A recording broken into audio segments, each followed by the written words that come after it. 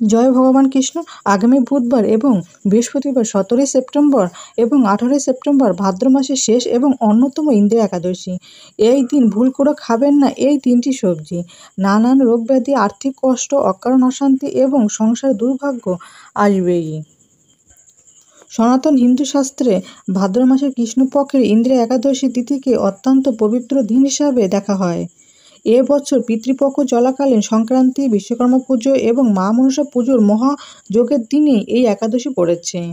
এই একাদশী বৈকুণ্ঠ প্রাপ্তি করায়। পিতৃতর্পণকারী এবং পাপনাশিনী একাদশী নামেও এই একাদশী খ্যাতি রয়েছে। এই একাদশী পালনে জীবিত ব্যক্তির পাপ নাশ হয় এবং মৃত পূর্বপুরুষরাও স্বর্গলোক বা বৈকুণ্ঠ প্রাপ্ত হন। ব্রহ্মবৈবর্ত পুরাণে ইন্দ্রিয় একাদশীর কাহিনী বিশদভাবে বলা আছে। পদ্মপুরাণেও একাদশীর মাহাত্ম্যের অংশ, এই ব্রতের ফল এবং এই মাহাত্ম্যের কথা আলোচনা করা হয়েছে। ভবিষ্যৎ পুরাণে ইন্দ্রিয় একাদশীর ফল উল্লেখ করা হয়েছে। স্কন্দ পুরাণে একাদশীর মাহাত্ম্য ও পূর্বপুরুষদের মুক্তিদায়িনী রূপে ইন্দ্রিয় একাদশীর কথা বর্ণিত আছে। ইন্দ্রিয় একাদশীর বিশেষ মাহাত্ম্য হল, এই দিনে উপবাস ও ভগবান শ্রীহরির পুজো করলে যে সকল পূর্বপুরুষ পিতৃলোক বা নরক ইত্যাদি স্থানে অবস্থান করছেন তারা মুক্তি লাভ করেন।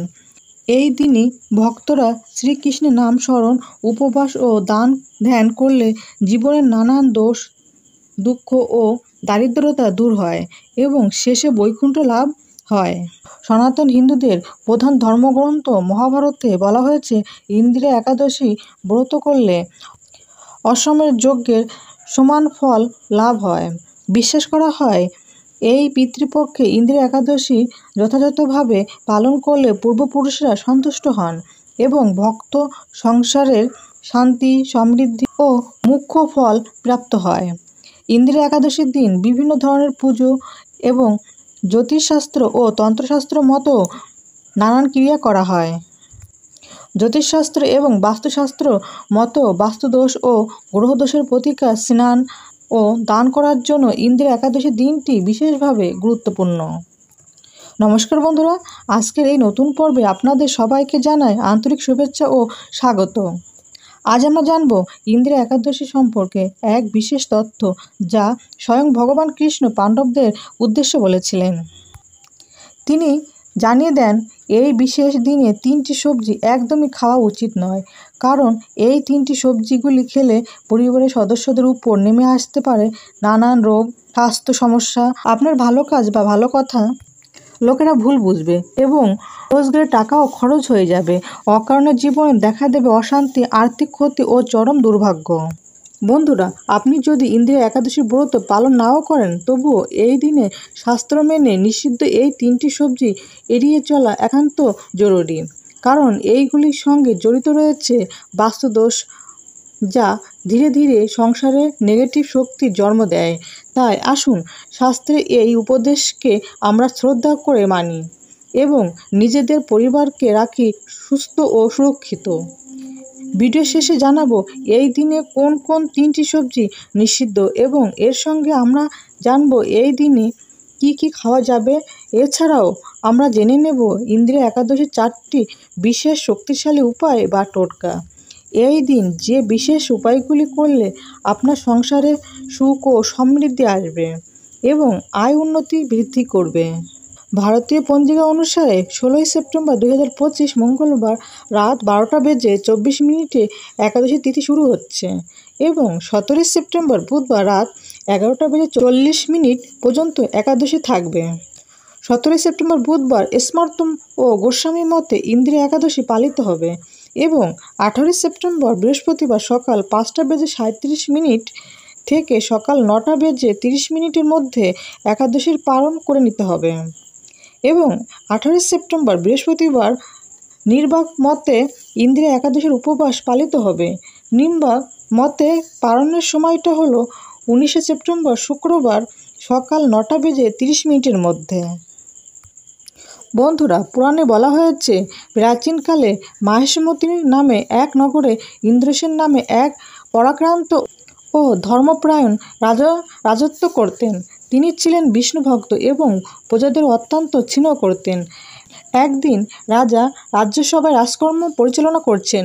তখন হঠাৎ করে আকাশপথে দেবর্ষি নারদ এসে উপস্থিত হলেন। রাজা সসম্মানে ঋষিকে অভ্যর্থনা করে প্রশ্ন করলেন, হে ঋষিশ্রেষ্ঠ, আমার পিতা কেমন আছে?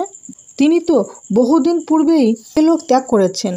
নারদ মুনি বললেন, হে রাজন, তোমার পিতা পূর্বজন্মে কিছু দোষের কারণে যমলোকে অবস্থান করছেন। তবে তিনি তোমার জন্য শোক করছেন এবং মুক্তি কামনা করছেন। তোমার পিতাকে মুক্তি দেওয়ার একমাত্র উপায় হলো ভাদ্র মাসের কৃষ্ণপক্ষে ইন্দ্রিয় একাদশী ব্রত পালন করা।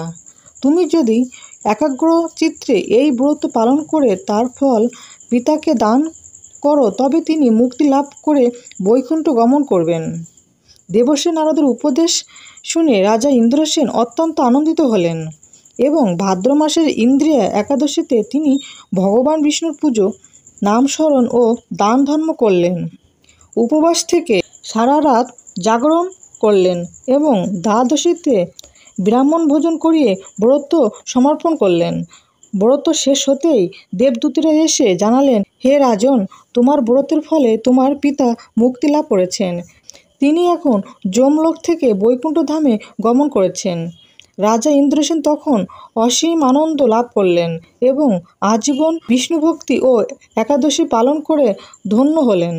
বন্ধুরা, এই দিনে নিষিদ্ধ সবজির মধ্যে প্রথমেই যেটির কথা বলবো সেটি হলো বেগুন। ইন্দ্রিয় একাদশীতে বাড়িতে কখনোই বেগুন রান্না করবেন না। পরিবারের কোনো সদস্যই এই দিন বেগুন ভাজা বা বেগুনের তরকারি খাবেন না। আয়ুর্বেদিক শাস্ত্র এই সময় বেগুনকে হানিকারক খাবার বলা হয়েছে। বেগুন এই সময় মানুষের শরীরে বায়ু, পিত্ত এবং কফের ভারসাম্য তৈরি করে। ইন্দ্রিয় একাদশীতে বেগুন খেলে অসুখ বিসুখ লেগেই থাকবে। সুতরাং এই দিন কোনোভাবেই বেগুন দিয়ে তৈরি কোনো খাবার মুখে তুলবেন না। এছাড়াও এই দিন আমিষ খাবার যেমন মাছ, মাংস, ডিম, পেঁয়াজ, রসুন, মুসুরির ডাল ইত্যাদি তামসিক আহার এড়িয়ে চলুন। বন্ধুরা, এই দিনে দ্বিতীয় নিষিদ্ধ সবজিটি হলো পুঁই শাক। খাদ্যগুণে ভরা এই পুঁই শাকে ভিটামিন ও মিনারেল থাকে এবং পুঁই শাক খেতে সুস্বাদু হলেও শাস্ত্রমতে এটি একটি তামসিক খাবার এবং প্রচুর পরিমাণে নেগেটিভ শক্তিকে আকর্ষণ করে। বৈজ্ঞানিক মতে এই সময়টাতে পুঁই শাকে ছোট ছোট পোকা এবং রোগ জীবাণু জন্মায়। তাই ইন্দ্রিয় একাদশীর দিন পুঁই শাক রান্না করবেনও না এবং কোনোভাবেই তা খাবেনও না। এছাড়া কোনো প্রকারে নেশা জাতীয় খাবার এই দিন গ্রহণ করবেন না। ইন্দ্রিয় একাদশীর ব্রত পালনের সময় চা, বিড়ি, সিগারেট, পান, কফি, মদ ইত্যাদি নেশাজাতীয় খাবার না খাওয়াই ভালো। বন্ধুরা, শাস্ত্রে বলা হয়েছে একাদশী পালন করা আমাদের প্রত্যেকের কর্তব্য। তবে এই দিনে পঞ্চ রবি শস্য যেমন চাল, গম, যব, মুগ ডাল ইত্যাদি বর্জন না করলে ব্রতের ফল নষ্ট হয়। শাস্ত্রে আরও বলা হয়েছে একাদশীতে নিজে অন্ন গ্রহণ করলে বা অন্য কাউকে অন্ন গ্রহণ করালে নরকবাসী হতে হয়। একাদশীর দিনে বিভিন্ন ধরনের ফল যেমন তরমুজ, আনারস, লেবু, আপেল, আম, কলা, পাকা পেঁপে এবং দুধ, দই, ছানা, সন্দেশ, ঘি, আলু, গোলমরিচ, সামা চাল ও পানি ফলের আটার তৈরি খাবারও গ্রহণ করা যেতে পারে। এই দিন ভগবান বিষ্ণু বা ভগবান কৃষ্ণকে তুলসী পাতা ও তুলসী মঞ্জরি নিবেদন করে পুজো পাঠ, বিষ্ণু মন্ত্র, গীতা পাঠ, ভগবত পাঠ অথবা শ্রবণ ও সন্ধ্যায় প্রদীপ জ্বালিয়ে হরিনাম করতে হয়। একাদশীর মূল উদ্দেশ্য কেবলমাত্র খাদ্য সংযম নয়, বরং দিনভর ভগবানের নাম জপ, তার ধ্যান, শাস্ত্র পাঠ ও কীর্তন করা উচিত। কারণ নাম সংকীর্তনে সর্বত্র সাধনা। তবে এই দিনে কলহ, পরনিন্দা, মিথ্যা কথা সম্পূর্ণভাবে বর্জনীয়। ভোগ প্রসাদ রান্না করার সময় সাধারণ লবণের পরিবর্তে সন্দক লবণ এবং সরষের তেলের পরিবর্তে ঘি ব্যবহার করা উচিত। দ্বাদশীতে সাধ্যমতো কোনো ব্রাহ্মণ বা গরিব মানুষকে অন্ন, ফল বা অর্থ দান করে পালন করলে একাদশী ব্রত সম্পূর্ণ হয় এবং সংসারে সুখ, শান্তি ও সমৃদ্ধি আসে। বন্ধুরা, আমরা জেনে নেব ইন্দ্রিয় একাদশীর 4টি বিশেষ শক্তিশালী উপায় বা টোটকা। যে বিশেষ উপায়গুলি করলে আপনার সংসারে সুখ ও সমৃদ্ধি আসবে এবং আয় উন্নতি বৃদ্ধি পাবে।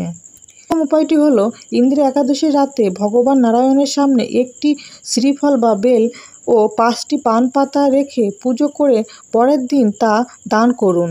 এতে আপনার অর্থকষ্ট দূর হবে। দ্বিতীয় উপায়টি হলো এই একাদশীর দিন ঘরে ছোটো একটি কলসিতে জল ভরে তার উপর আম পাতা ও নারকেল রেখে ভগবান বিষ্ণুকে নিবেদন করুন। তারপর সেই জল পরের দিন গৃহে ছিটিয়ে দিন। এতে অশুভ শক্তি দূর হয়ে যায়। তৃতীয় উপায়টি হলো একাদশীর রাতে গঙ্গা জল বা পরিষ্কার জল দিয়ে চাঁদের দিকে তাকিয়ে অর্ঘ্য দিন এবং ভগবানের নাম জপ করুন। এতে পাপ নাশ হয়। চতুর্থ উপায়টি হলো এই দিন সন্ধ্যাবেলায় তুলসী গাছের নিচে ঘিয়ের প্রদীপ জ্বালিয়ে ভগবান বিষ্ণুর নাম জপ করুন। এর ফলে অশান্তি দূর হয় এবং আপনার পূর্বপুরুষেরা তৃপ্ত হন। বন্ধুরা, মনে রাখবেন, ইন্দিরা একাদশী টোটকা বা উপায় তখনই কার্যকারী হয় যখন এগুলি ভক্তি, নিষ্ঠা ও আন্তরিকভাবে পালন করা হয়। বন্ধুরা, ইন্দিরা একাদশীর দিন শাস্ত্র অনুসারে তৃতীয় যে সবজিটি খেতে নিষেধ করা হয়েছে সেটি হলো শিম। এই দিন বাড়িতে কখনোই শিম রান্না করবেন না। শাস্ত্র মতে এই দিন শিম আপনার বাড়িতে নেগেটিভ শক্তিকে আকর্ষণ করবে। পরিবারের কোনো সদস্যই এই দিন শিম খাবেন না। এই দিন শিম খেলে বাড়িতে অসুস্থতা লেগেই থাকবে।